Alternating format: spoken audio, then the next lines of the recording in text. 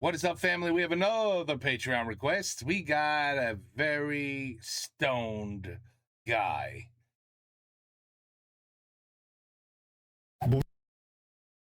Whoa. My man has smoked a little too much. I don't know if he's ready to do a video. That's a lot of weed. C'est beaucoup de marijuana. Beaucoup. That beats me. Quand les festivals tournent mal. When festivals go bad. Ok. Bonjour à tous. Alors désolé, c'est l'hiver, mais vu que j'ai un rythme très effréné et que je dois pondre 24 vidéos, j'ai pas le droit d'être malade. Mais You ain't gotta tell me, brother. Je comprends très bien. Je connais ce problème. là, aujourd'hui, bon bah voilà, j'ai le nez bouché, je vais essayer que ça se voit le Nez moins bouché. possible, mais voilà quoi. Chaque année, des millions de personnes vont se faire kiffer en festival à travers le monde. Il y en a pour tous les goûts, de toutes les tailles. Avec plus de 1000 festivals organisés par an, je découvre que la France est d'ailleurs championne d'Europe. Il y a les gros comme les Vieilles Charrues, les Solidays, le Hellfest, mais aussi les tout petits comme le plus petit festival de rock. C'est son nom. C'est à Aurillac dans le Cantal et ça a l'air très mignon. Mais d'autres festivals sont aussi devenus connus, mais pas pour les bonnes raisons. Je vous ai fait une petite liste non exhaustive que j'ai classée par catégorie. Les arnaques, le chaos, les bourbiers et enfin les tragiques. C'est parti.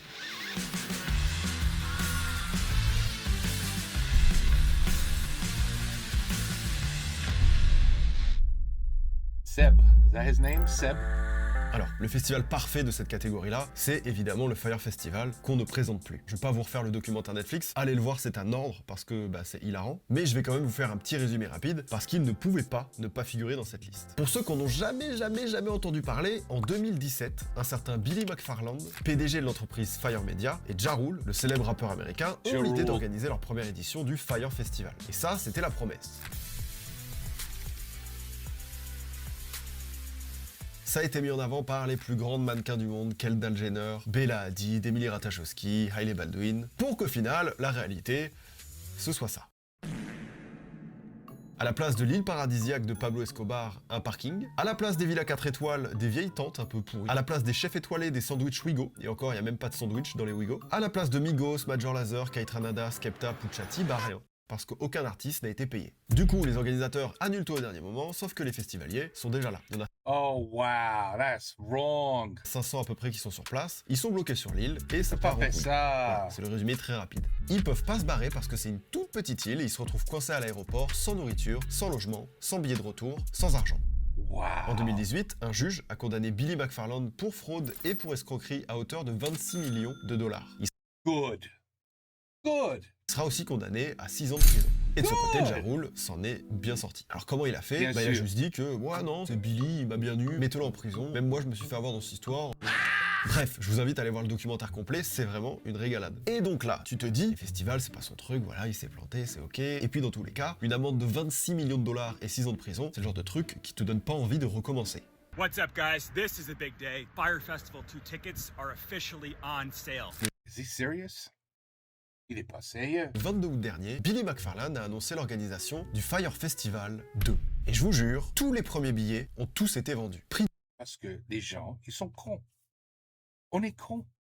The human mind is just stupid sometimes. C'est incroyable.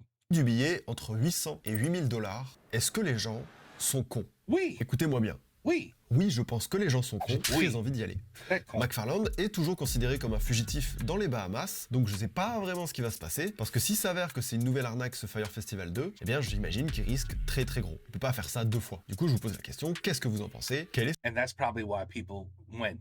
They said, there's no way it's going to be a scam this time. Are people that desperate to look at a festival? son idée derrière la tête? Affaire à suivre. Ça, c'est fou.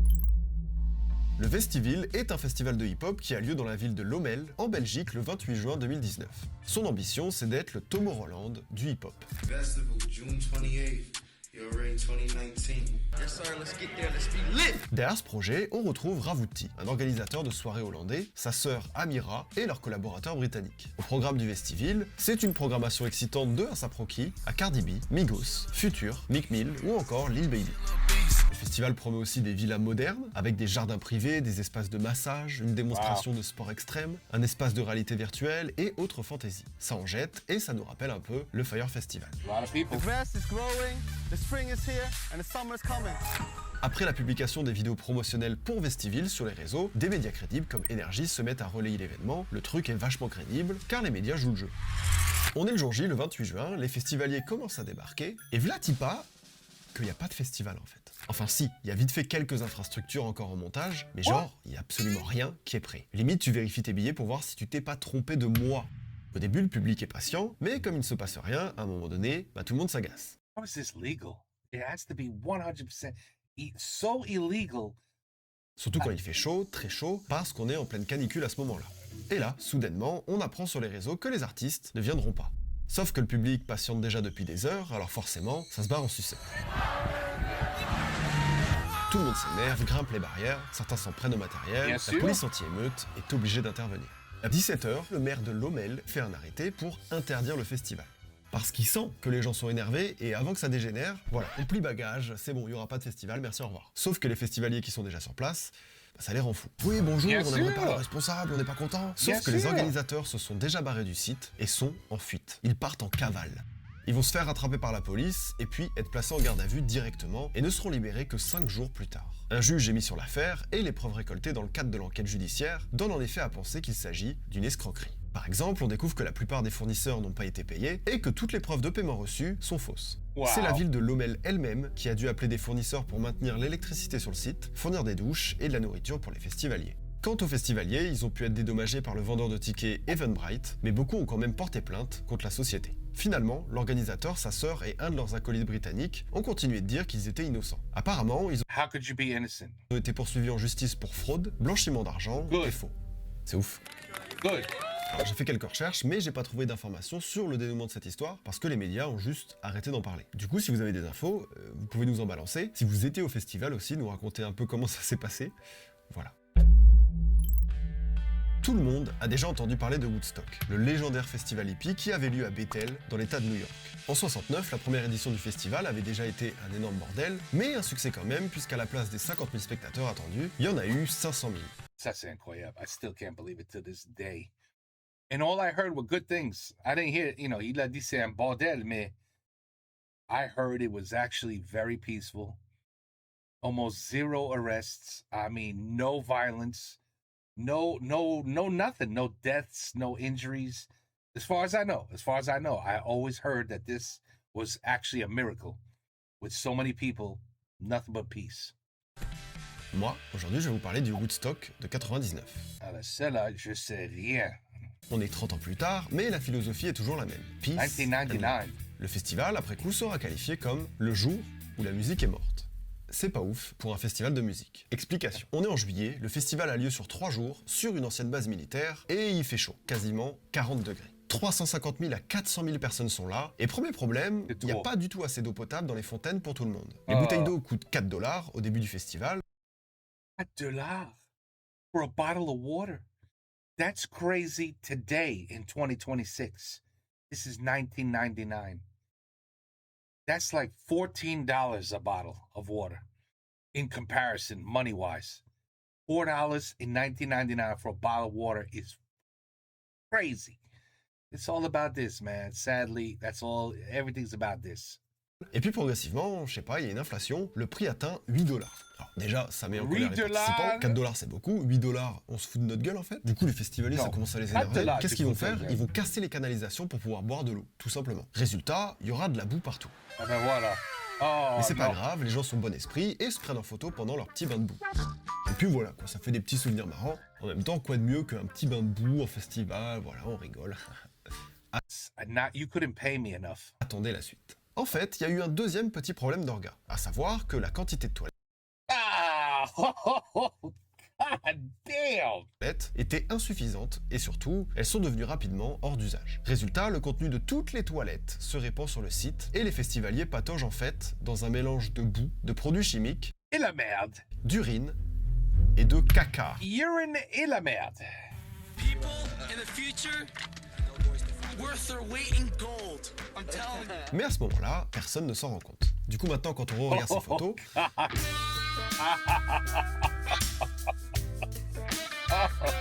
ça rend moins le truc...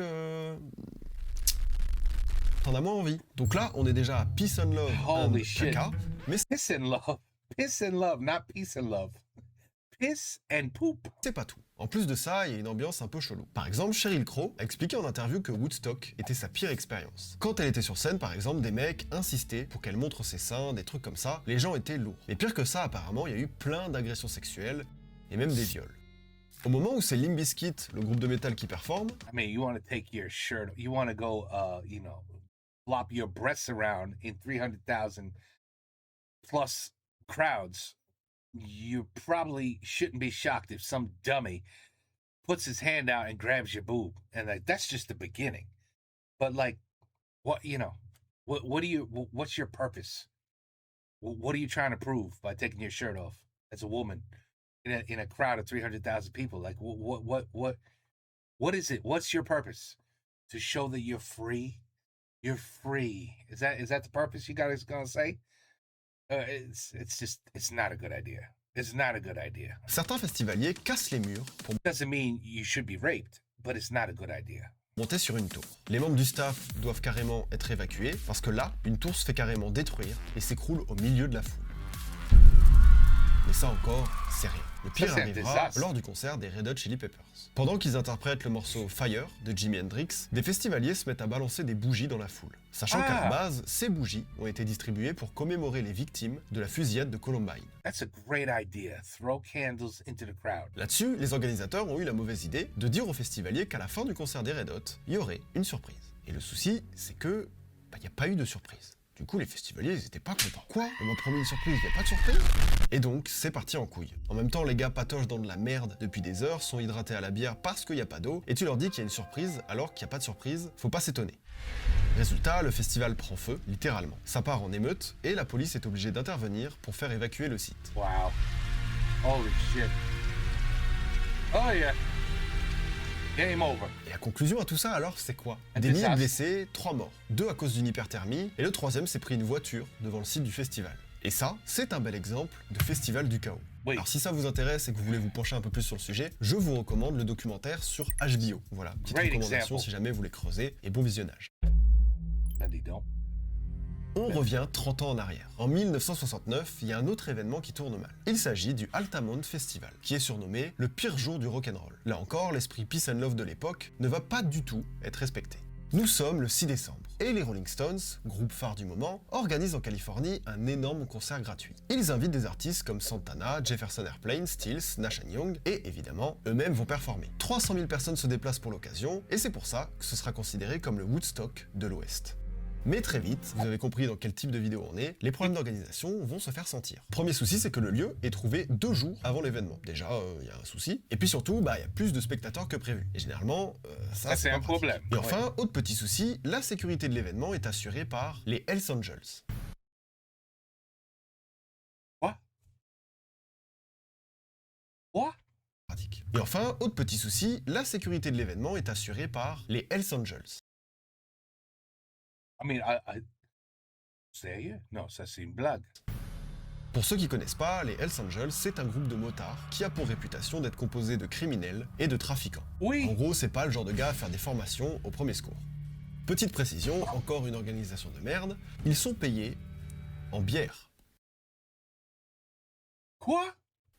Je répète, un gang de motards spécialisé dans les activités illégales est payé en bière pour assurer la sécurité d'un festival qui accueille 300 000 personnes. I mean, come on. Come on. Ouh. Qui a pensé à ça? Qui a pensé à ça? Des fois, les choses arrivent pas toujours par hasard. Très Pourquoi? Why not just get the cartel from Mexico? Just call Mexico. Hey, the cartel. Listen, we're having a concert over here in America. Would you like to come and do some security? Make sure the crowd is respectful and stays in. Yeah, just cartel. Yeah, please. Yeah, listen, we'll pay you in drugs and beer. Cool. You gonna take care of our people? Thank you, man. Appreciate it. What? vite, la tension monte entre les festivaliers et les Hells Angels, mais aussi avec les artistes. Par exemple, Marty Bolin, du groupe Jefferson Airplane, s'évanouit après s'être fait frapper par un motard. You're talking to me, I'm gonna talk to I'm you. not talking to you, man. I'm talking to the people that hit my lead singer You're in the talking head. to my people. Right. Now let me tell you what's happening. You, Man, you're what's not up happening. Même Mick Jagger aussi va prendre un coup. À la fin, les Hells Angels jettent des canettes sur le public, frappent des gens avec des battes de billard, c'est absolument n'importe quoi. Mais Oh le pire est à venir. God. Everyone sit down. I mean, just keep cool. Let's just relax. Pendant le concert des Rolling Stones, qui est le moment fort du festival, un Hells Angels poignarde à mort un étudiant noir de 18 ans, Meredith Hunter. Qu'est-ce qui s'est passé? Eh bien écoutez, les circonstances sont floues et puis les versions diffèrent. Selon les Hells Angels, Meredith s'apprêtait à tirer sur scène avec une arme. Un spectateur qui était à côté de la victime, avant et pendant son assassinat, raconte une toute autre histoire. Meredith Hunter a en effet brandi une arme, mais après avoir été bousculé et volontairement tapé par les Hells Angels. Résultat, l'un d'entre eux le poignarde dans le dos.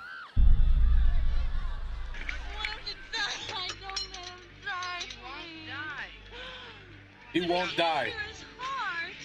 Au moment où l'ambulance prend Meredith en charge, il est déjà mort. Le Hells Angels en question, c'est Alan Passaro, 22 ans, qui est d'abord accusé de meurtre avant d'être acquitté pour légitime défense.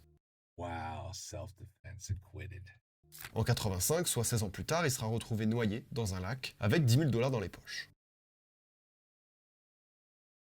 What comes around goes around. Pareil, Yep. si ça vous intéresse, pour la petite recommandation, il y a un film documentaire qui s'appelle Gimme Shelter, Wow. qui retrace les événements de ce festival qui, pour beaucoup, a marqué la fin de l'esprit peace and love des années 60 et d'une certaine insouciance quelque part. Peace and love, huh? On rentre dans Peace and love. We should bring some Hell's Angels over here. la catégorie des tragiques. Alors, loin de moi l'idée, je n'ai pas dit que c'était pas tragique avant, mais là on passe un certain step. 5 novembre 2021, Travis Scott organisait son festival Astroworld, dont le nom est tiré de son 3e album. On est dans sa ville d'origine, à Houston, au Texas, et 50 000 personnes sont quand même attendues. Le public est chaud et ça commence à se bousculer dès l'entrée du festival, avec des mecs qui essayent d'escalader par-dessus. Il y a déjà 1000 agents de prévus pour assurer la sécurité, mais pourtant ils galèrent déjà alors qu'il n'est que midi. À l'intérieur du festival, tout se passe plutôt tranquille, jusqu'à ce qu'un compte à rebours annonce l'arrivée de Travis. Là, beaucoup de monde essaye de se rapprocher de la scène, qui est déjà extrêmement compacte. Travis arrive et démarre son show. La foule se comprime devant la scène, les bousculades se multiplient et ça entraîne une panique générale. I can see it already. There's gonna be somebody's gonna get trampled. I'm telling you. Plusieurs personnes tombent, s'évanouissent et sont piétinées. Et voilà. Et là tu te dis, bon bah, faut arrêter le concert tout de suite. Mais non, le show continue. 20 minutes sont déjà passées quand Travis Scott aperçoit une ambulance dans la foule. Finalement, il finit par arrêter le concert. 1 minute. Il arrête le concert juste 1 minute. 1 minute, 60 seconds. Avant de reprendre. Dans la foule, tout empire. Des personnes sont déjà mortes. Les spectateurs tentent de monter sur le côté de la scène pour demander l'arrêt du concert, mais personne de l'organisation ne les écoute. Les pompiers locaux sont prévenus que ça ne se passe pas bien du tout, qu'il y a des victimes, sauf qu'en arrivant, les pompiers découvrent que le concert continue.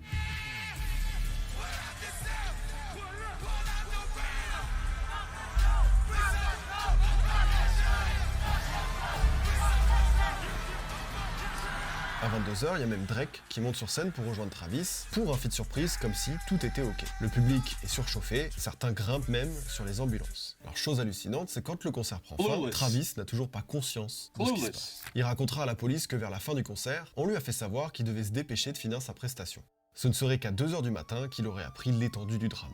On compte plus d'une centaine de blessés, 10 personnes ont perdu la vie, 10 people died. asphyxiées et piétinées, dont une enfant de 9 ans.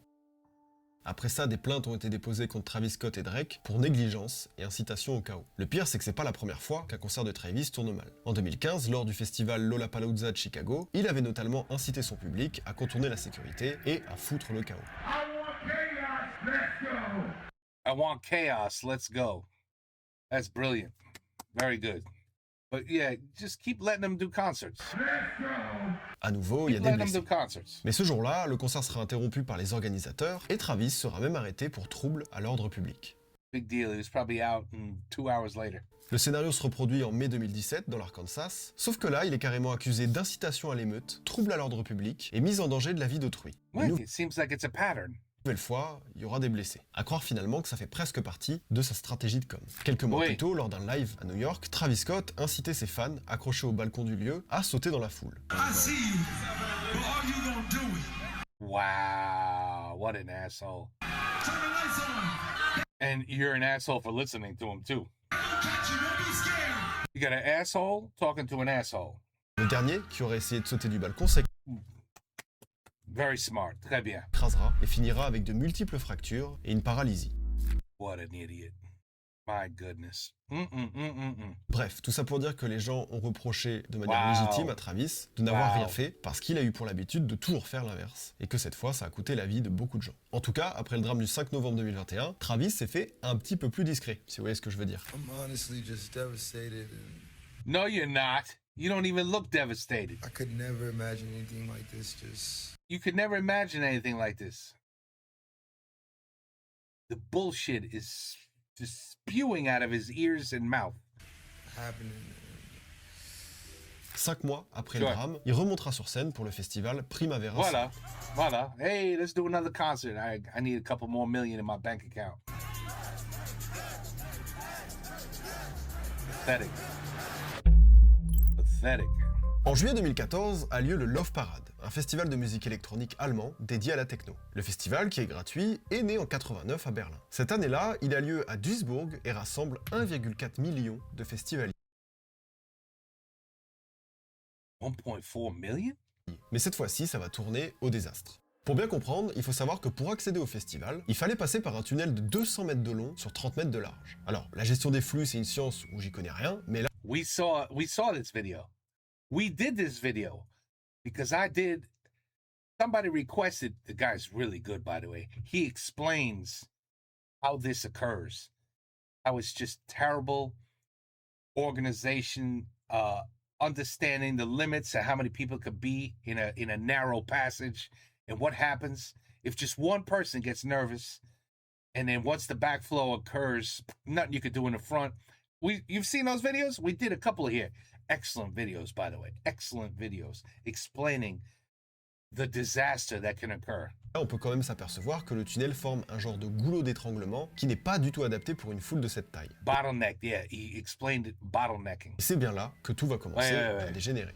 Cela dit, tout le monde n'est pas d'accord avec cette version. Après coup, un responsable de la ville a affirmé que c'était dans les escaliers qui mènent au tunnel que ça a commencé à dégénérer. Mais ça ne change pas grand-chose au problème, à l'ouverture du festival, la foule grossit, Ouais, et comme ouais. ça n'avance pas, il y a des mouvements de Ouais, foule, et ouais, certains ouais. tombent et se font piétiner. I Là, tout le remember monde that. cherche à sortir de cette nasse naturelle, et certains grimpent sur les autres pour s'extirper de la foule. 100% the fault of the organizers. 100%.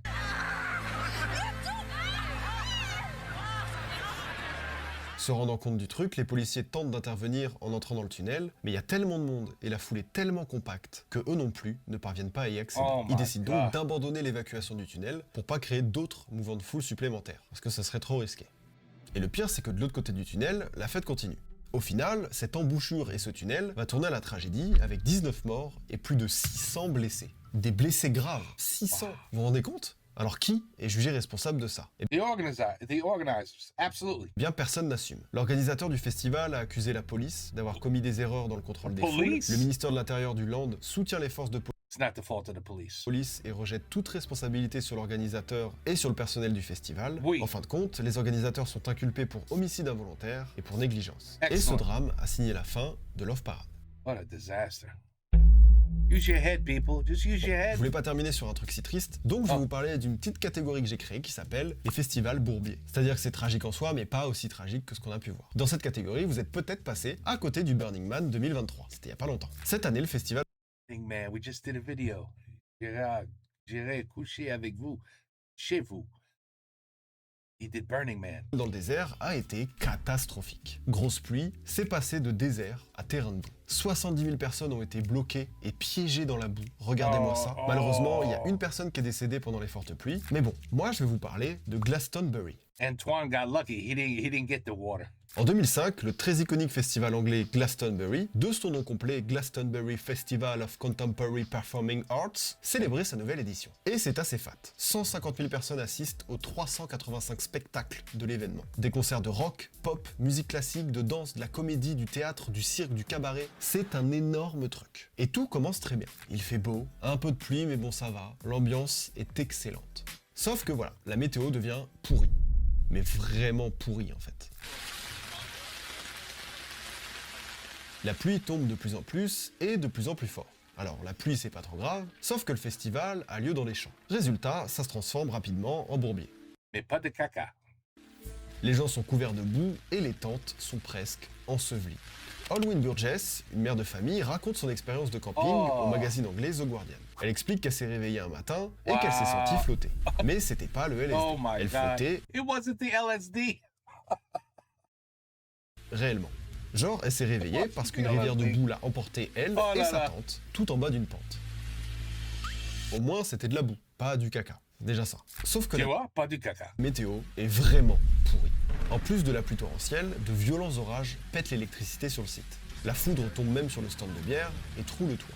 Wow. Et ça ne va pas s'arrêter. Quel Au point où on désastre. arrive à un moment donné où l'eau arrive à la poitrine des festivaliers. On envoie des canots pneumatiques pour naviguer entre les tentes, aider les festivaliers. Un tracteur récupère des campeurs en galère, certains festivaliers se déplacent même en kayak. Et le pire, c'est que côté musique, tout se passe bien, vraiment, bonne ambiance. Parce que vous savez quoi? Malgré tout ça, les gens sont venus pour kiffer et tout le monde passe un bon moment.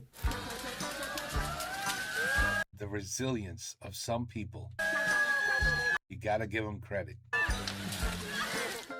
Pourtant, Et si c'est un désastre, eh ben, on va se amuser. il y en a plein qui perdent leurs affaires à cause des inondations, papiers d'identité, clés, autres, ta voiture. Mais quand même, ils ont le sourire.